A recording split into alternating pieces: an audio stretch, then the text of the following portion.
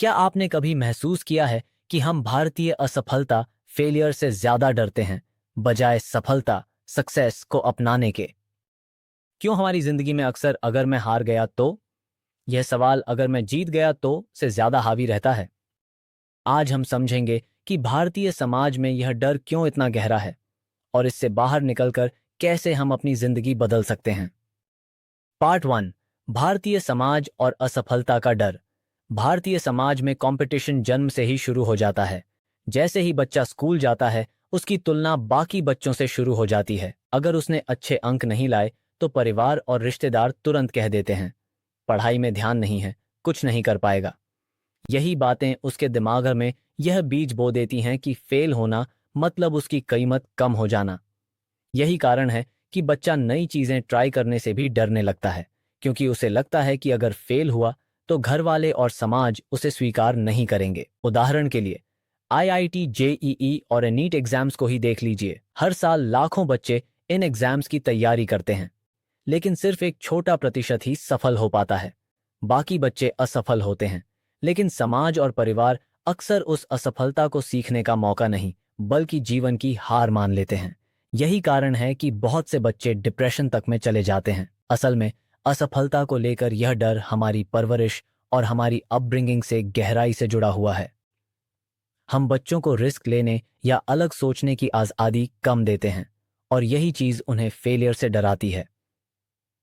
Part 2। लोग क्या कहेंगे? फैक्टर भारतीय समाज में सबसे बड़ा साइकोलॉजिकल बैरियर है। लोग क्या कहेंगे? यह 4 शब्द हमारी जिंदगी के हर बड़े फैसले पर हावी रहते हैं।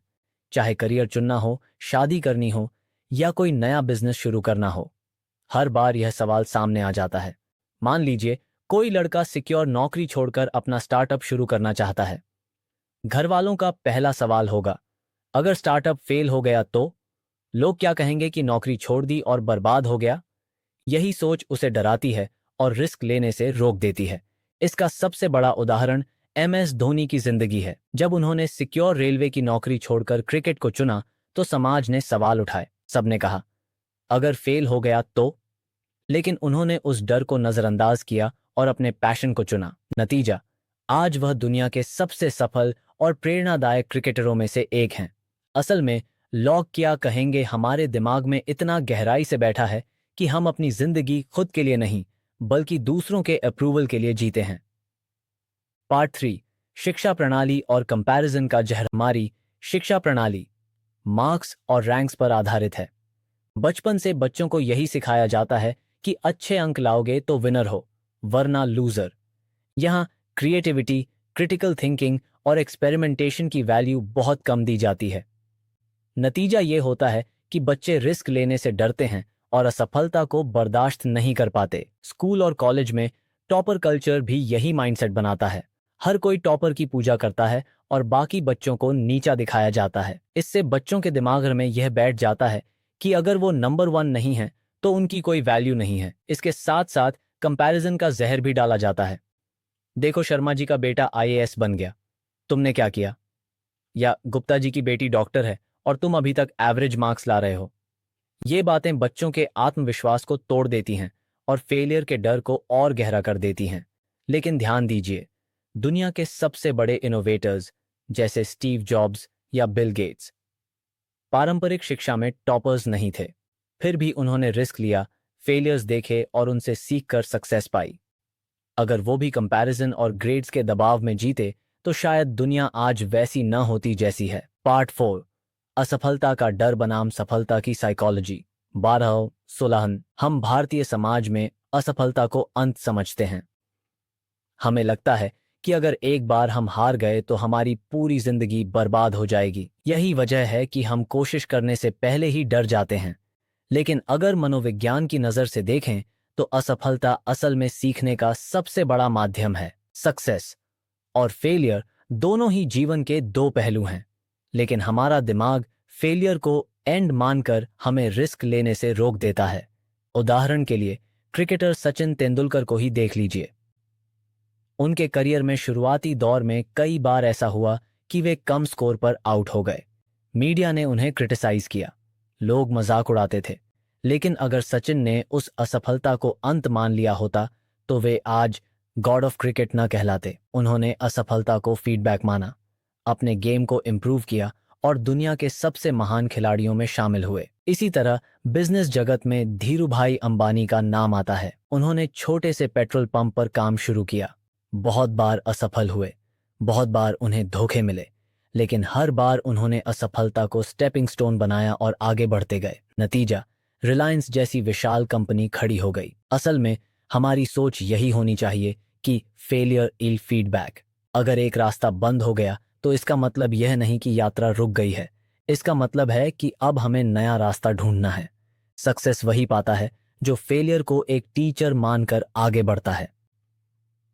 पार्ट 5, इससे कैसे बाहर निकलें। अब सवाल उठता है कि हम इस फेलियर फियर माइंडसेट से बाहर कैसे निकलें। सबसे पहला कदम है असफलता को दुश्मन नहीं, दोस्त मानना।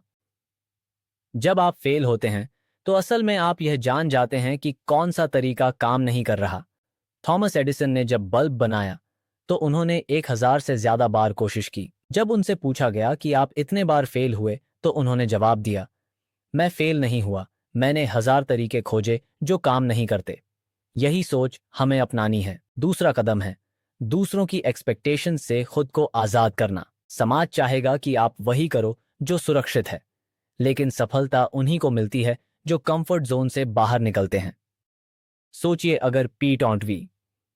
सिंधु ने समाज की बात मानकर सिर्फ पढ़ाई पर ध्यान दिया होता तो क्या वो आज ओलंपिक मेडल जीत पाती? तीसरा कदम है छोटे छोटे रिस्क लेना। अगर आप बिजनेस शुरू करना चाहते हैं तो तुरंत लाखों रुपए इन्वेस्ट मत कीजिए।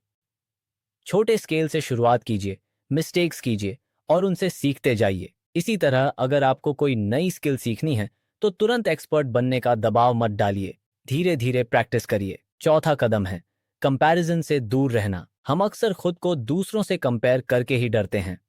वो सफल हो गया, मैं क्यों नहीं? यही सोच हमें नीचे गिरा देती है। असल में हर किसी की जर्नी अलग है। विराट कोहली और एम.एस. धोनी दोनों ही महान खिलाड़ी हैं, लेकिन उनकी जर्नीज बिल्कुल अलग रही हैं। उन्होंने कंपैरिजन नहीं किया, उन्होंने अपनी अपनी ताकतों पर ध्यान दिया। पांचवा और सबसे जरूरी कदम है रोल मॉडल से सीखना। APJ. Abdul Kalam, Steve jobs, Elon Musk जैसे लोग हमें यह सिखाते हैं कि असफलता तो सिर्फ एक पॉज है, स्टॉप नहीं। अगर ये लोग पहली असफलता में हार मान लेते तो दुनिया आज इतनी प्रेरित नहीं होती।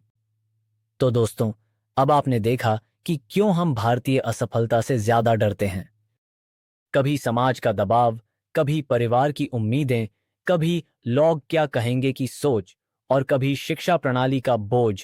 ये सब मिलकर हमें रिस्क लेने से रोकते हैं। लेकिन असली सच्चाई यह है कि असफलता कोई अंत नहीं है। असफलता तो एक फीडबैक है, एक सीख है, एक नया रास्ता है। सफल लोग वो नहीं हैं जिन्होंने कभी असफलता नहीं देखी, बल्कि वो हैं जिन्होंने असफलता को स्वीकार किया और हर बार उससे सीखकर आगे बढ़े। सोचिए, अगर सचिन तेंदुलकर हर बार लो स्कोर पर रिटायर कर जाते, अगर ए.पी.जे. अब्दुल कलाम एक बार के रिजेक्शन से हार मान जाते, अगर धीरूभाई अंबानी पहली असफलता के बाद पीछे हट जाते, तो क्या वो लेजेंड्स बन पाते? नहीं, उन्होंने फेलियर को अपना टीचर बनाया और इसी ने उन्हें महान बनाया। इसलिए अगली बार जब भी आप किसी नए रास्ते पर चलने से डरें, खुद से सिर्फ एक सवाल पूछिए, अगर मैं फेल हुआ तो मैं सीखूंगा, लेकिन अगर मैंने कोशिश ही नहीं की तो मैं खो दूंगा। याद रखिए, फेल होना गुनाह नहीं है, गुनाह है कोशिश करने से पहले हार मान लेना। जो गिरने से नहीं डरता वही उड़ने का हकदार होता है। तो आज से इस डर को छोड़ दीजिए और अपनी जिंदगी का पहला कदम बढ़ाइए, क्योंकि सक्सेस उन्हीं को मिलती है जो असफलता को गले लगाते हैं। और अब यह आपका वक्त है डर को पीछे छोड़कर अपने सपनों की ओर बढ़ने का। अगर यह वीडियो आपके दिल को छू गया हो तो इसे शेयर कीजिए, चैनल को सब्सक्राइब कीजिए और कमेंट में लिखिए, I am ready to overcome failure. आपका आने वाला कल आपकी हिम्मत पर निर्भर करता है।